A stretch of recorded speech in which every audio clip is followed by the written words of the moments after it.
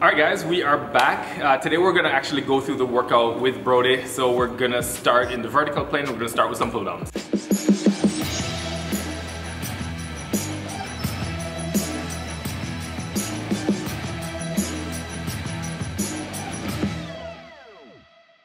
Right, so if you haven't seen last week's video yet, then go ahead, click that link above, watch that video.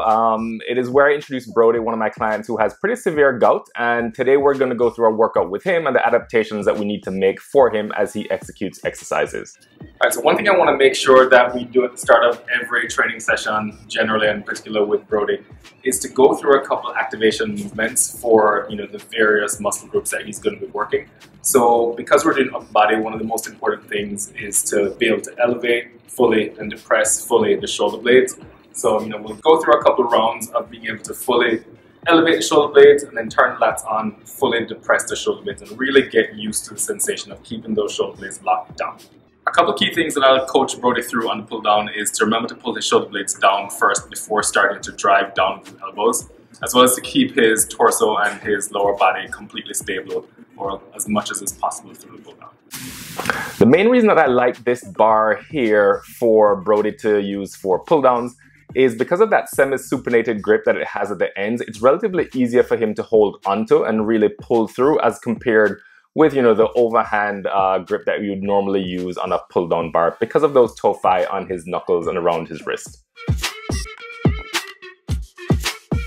Similarly, we'll try to activate the front delt before we do an overhead press, which was sort of the second exercise we'll do today. So keeping the shoulder blades back and down, raising the arm at an angle to the torso up as high as you can get it without raising your shoulder blade. Really get that front delt to contract. Moving on now to a seated dumbbell overhead press for the front delts.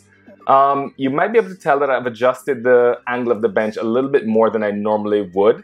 And this is because Brodi's overhead shoulder flexion isn't as great as we would like it to be. So for him, this is the most comfortable position and most secure position for his shoulders. The key here again, of course, is to try to keep those shoulder blades locked down. Switching it up now to a machine T-bar row. A couple things. Brodi is number one at the start of the movement, really focusing on starting with his lats. By depressing his shoulder blades, he's pushing back into those handles and he's driving his elbows backward, downward really toward his hips, and right at the end of the movement, pulling those elbows in and pulling his shoulder blades together for full retraction. He's holding there for a moment, and then on the eccentric or the negative part of the movement, he's still pushing back into those handles to keep those lats engaged before getting the stretch at the bottom and then repeating the rep. One adaptation that we'll use sometimes if we're having a particularly rough day with Brodi's grip strength is to get some of those individual handles, thread them around the handle of the machine and use a neutral grip to pull. Much more comfortable, at the wrist, and he has a lot more leverage using that neutral hammer grip. Similarly for the pec, because we're going to be doing some chest presses, again, pull the shoulder blades back together so fully retracted, depress them, get the arm out to the side, use the pec to drive the arm across the body, really contract the pec. When you get a 10 on 10 contraction there, then the pec is pretty well activated so you can move on and get into your warm-up sets. Alright, moving on now to a lower chest press using a decline bench. If you haven't already seen my video on how to best execute your chest exercises, then for sure, go ahead, click that link, watch that video afterwards. You'll understand all about what we're doing here for Brodi on this decline bench chest press. So even with those tips in that other video, what I'm really going to be coaching Brodi through is to really remember to keep his shoulder blades as depressed as possible, so towards his hips, and flattened out on the bench as much as he can, and really to use that sensation between his flattened shoulder blades and the bench and push through the bench as he's pressing to really ensure that those shoulders remain stable throughout the presses. And then for the arms, we're going to go through a bicep exercise and a tricep exercise. So to activate the bicep, shoulder blades again back and down, contract the bicep, get into that full curl position, and then holding the contraction, raising your arm above your head, and then providing a little bit of extra tension by pushing up, reaching back with your other hand and pushing up into your palm to force the bicep to contract some more. Again, almost a cramping contraction. Now you're getting good activation. Now you're ready to go into your exercise. So we're going to do a single arm dumbbell preacher curl.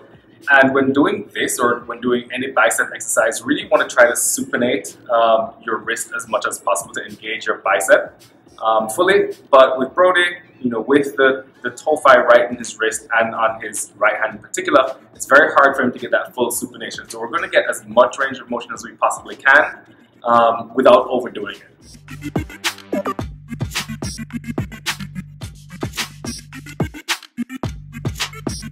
Finally, for the tricep, you know, you also again want to get full activation. So shoulder blades together, so retracted, depressed. Get into full tricep extension here, where you think is full tricep extension, then pull your arms slightly behind your body. That's really a fully shortened tricep. Once you do that a few times, get good contractions out of your tricep. Start your exercises. This right here is one of my favorite tricep exercises, and it's super popular, but the way I actually execute them, that's the key to the whole situation. If you haven't already watched my video on how to execute this exercise, again, go click that link, watch it. I go through everything right there. Alright guys, so that is pretty much it for the video and the workout. Of course, if you have any questions about, you know, the way we selected any of the exercises or how we modified them or how we executed them for Brodi's particular situation, be sure to leave a question in the comment section below. As always, if you found the video to be beneficial, give it a thumbs up. And as usual, I encourage you to subscribe to the channel and to also click that notification bell so that you get the notification for each week's video. But as always guys, until next week's video, aloha from beautiful Kauai.